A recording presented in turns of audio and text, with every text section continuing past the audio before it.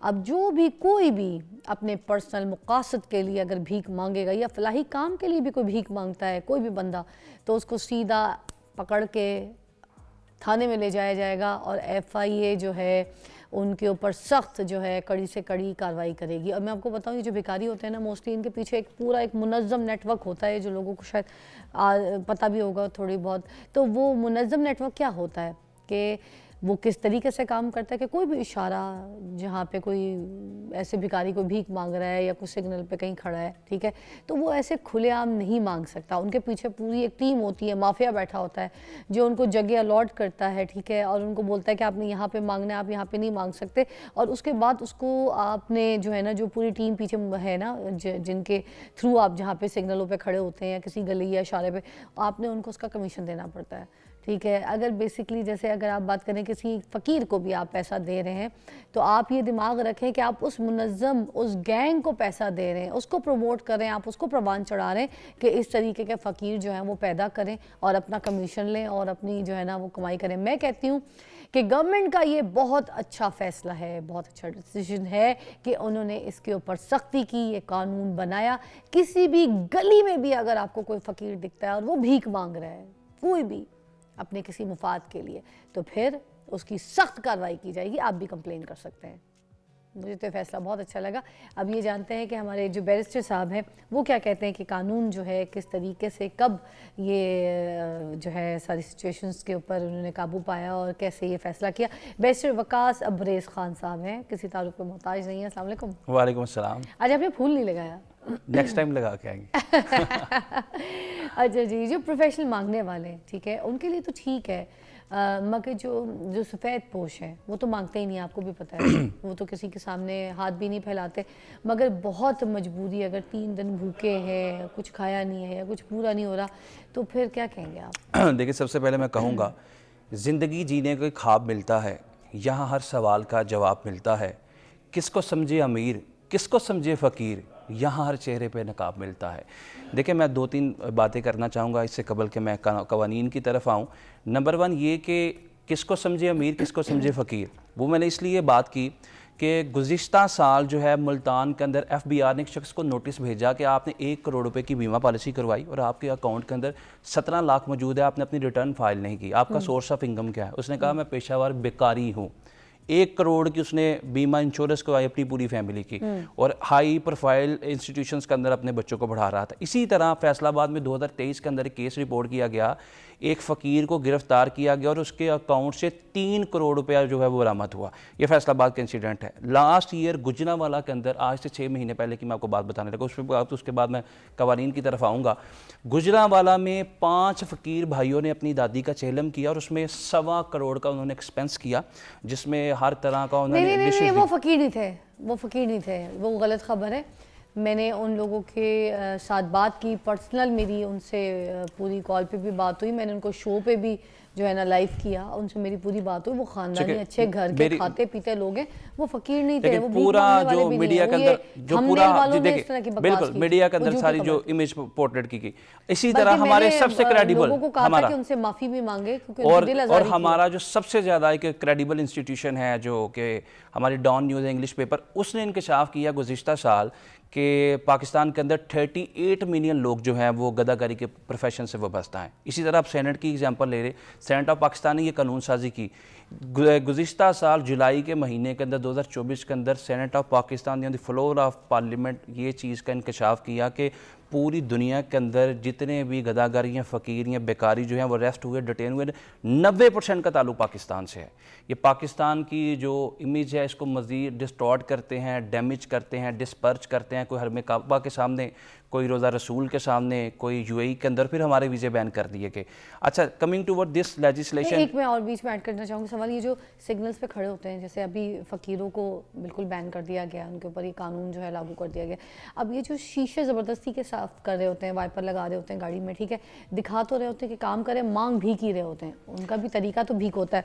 कोई ना कोई चीज़, कोकोनट बेच रहे होंगे, ठीक है, कोई छल्ली बेच रहा होगा, कोई कुछ बेच रहा होगा, कोई ऐसी चीज़ बेचने की कोशिश, मगर मांगते वो भीख हैं, ठीक है। माचिस की डब्बियाँ लेके खड़े हो जाएंगे, माचिस बेचें, भीख, आपको भी पता बिल्कुल है। इसी तरह। तो ये भी क्या इनके ऊपर लागू होता है कि वही जो भिखारियों के ऊपर है इनके ऊपर भी है? बिल्कुल इसी तरह। देखिए, जो 1958 के अंदर ये कानून बनाया गया था जनरल यूबहांग के दौर के अंदर, फिर उसके बाद इसकी जो सज़ा थी वो 3 साल थी और ये काबिल ज़मानत जुर्म था।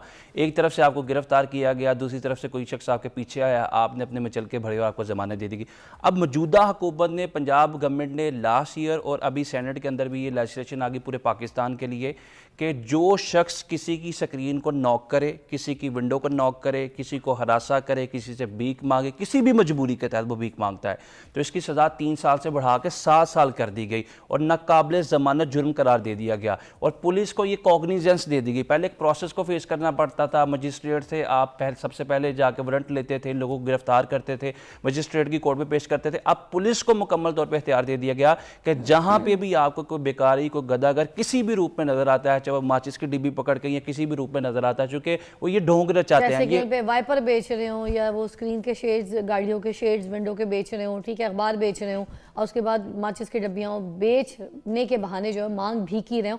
गदागरी के ऊपर बात कर रहे हैं, बैरिस्टर साहब हमारे साथ मौजूद हैं। मुझे बताइएगा, मुनज़्ज़म गदागरी और इनफरादी गदागरी में क्या फ़र्क है? देखिए, मुनज़्ज़म जो गदागरी है उसमें आपके पीछे गैंग हैं, माफियाज़ हैं, डिफरेंट सरगना हैं जो कि नाइट की शिफ्टिंग पे कुछ लोगों को उतार के जाते हैं, किसी को मॉर्निंग शिफ्ट के अंदर, किसी को दोपहर की शिफ्ट के अंदर, जो आधे पैसे इनको देते हैं, आधे पैसे अपने पास रखते हैं, जिन्होंने इसको गदागरी को एक इंडस्ट्री के तौर पे, एक प्रोफेशन के तौर पे ऑप्ट किया है, डिफरेंट चौकों चौराहों के ऊपर ड्यूटीज़ लगाई हैं। फिर इन लोगों को वो प्रॉपर टीचिंग, प्रीचिंग और ट्रेनिंग के प्रोसेस से गुजारते हैं। फिर इन लोगों को मुकम्मल तौर पर वो 3 वक्त की रोटी भी देते हैं, वो तमाम अखराजात बर्दाश्त करते हैं और डिफरेंट सिग्नल्स पे उतारते हैं इनको, या डिफरेंट चौकों चौराहों पर। कमा लेता है एक फ़कीर अगर इस तरह की भीख मांग रहे होते हैं? देखिए, और इस ये चीज़ पूरा का एक गैंग है, इस चीज़ की कभी बंदा कितना कुछ कमा देखें, लेता है? वो मैं और आप जो एक अंदाज़ा ही इसके ऊपर कर सकते हैं कि अगर एक शख्स जो है वो दिहाड़ी लगाता है 2000 की, 2200 की, 2500 की, तो एक फ़कीर कंपैरेटिवली जो है वो 3500 से 4000 कमा लेता है। अगर उसने पूरा दिन मेहनत करके, पूरा महीना मेहनत करके,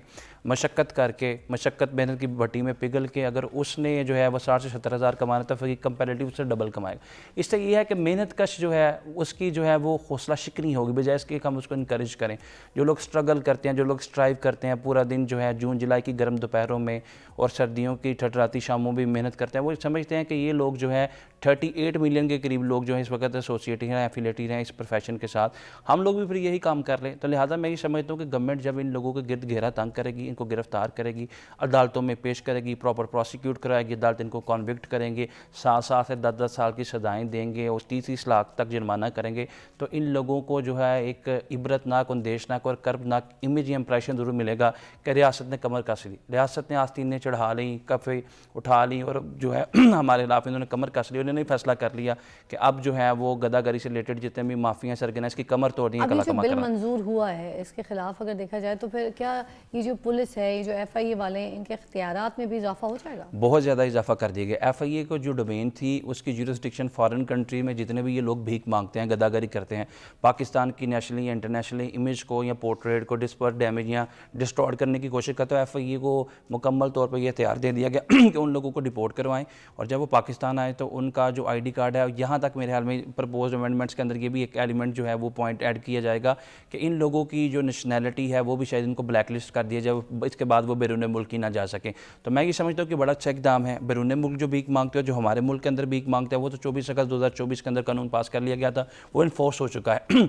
उसके बाद मैं ये समझता हूँ कि जिस तरीके से पंजाब पुलिस जो है वो हरकत में आई है और 1-2 नहीं बल्कि मैंने दर्जनों FIR इस वक्त देख ली हैं जिसमें सेक्शन 9 के तहत 1958 का जो कानून था जिसमें अंदर अमेंडमेंट की गई पंजाब हुकूमत की तरफ से, सेनेट ने भी अमेंडमेंट प्रपोज कर दी, उसके मुताबिक सेक्शन 9 के तहत जो है मुतद्दद FIR मैं खुद देख चुका हूँ और मैं ये समझता हूँ बतौर स्टूडेंट ऑफ लॉ कि अगर इस तरह इबरतनाक दर्दनाक इनको सजाएं दी जाएंगी 10-10 साल आखिरी सवाल, अगर जैसे मैं किसी सिग्नल पे देखती हूँ या कोई भी देखता है या किसी गली मोहल्ले में कोई भीख मांगता हुआ किसी को देखता है, किसी की बेल बजाता है, दरवाज़ा खटखटाता है या कहीं खड़ा होता है या किसी जगह ऐसे कि मेरी बच्ची को जब स्कूल से पिक करने जाती हूँ, आपको पता है मोस्टली स्कूल्स के बाहर बहुत ज़्यादा फ़कीर खड़े होते हैं, तो अगर किसी फ़कीर को हम देखते हैं तो क्या हम 15 पे कॉल करके इनको पकड़वा सकते हैं या फिर मुझे थाने जाना पड़ेगा? बिल्कुल 15 पे आप कॉल कर सकते हैं, चूँकि ऐसा कोई भी इकदाम जो कि जुर्म की नेचर के अंदर, क्राइम या ऑफेंस की जो है जुरिस्डिक्शन या एम्बिट के अंदर आता है, आप 15 पे कॉल करके लॉ इन्फोर्समेंट एजेंसी को इन्फॉर्म कर सकती है। कोई भी किसी किस्म का कानून, चाहे वो पतंगबाजी का कानून हो, वो हरासमेंट का कानून हो, तो ऐसा तो नहीं होगा कि लोग बोले बीबी जी आप हमारे साथ थाने चलें, वहाँ आइए, ना। ठीक है, आप रिपोर्ट लिख के दें, साइन करें, आप कंप्लेन दर्ज इन्फॉर्मेंट कराएं। जब भी जो भी इन्फॉर्मेंट है उसका नाम हमेशा सीगा राज के अंदर रखा जाता है और पुलिस ऑफिसर्स पे,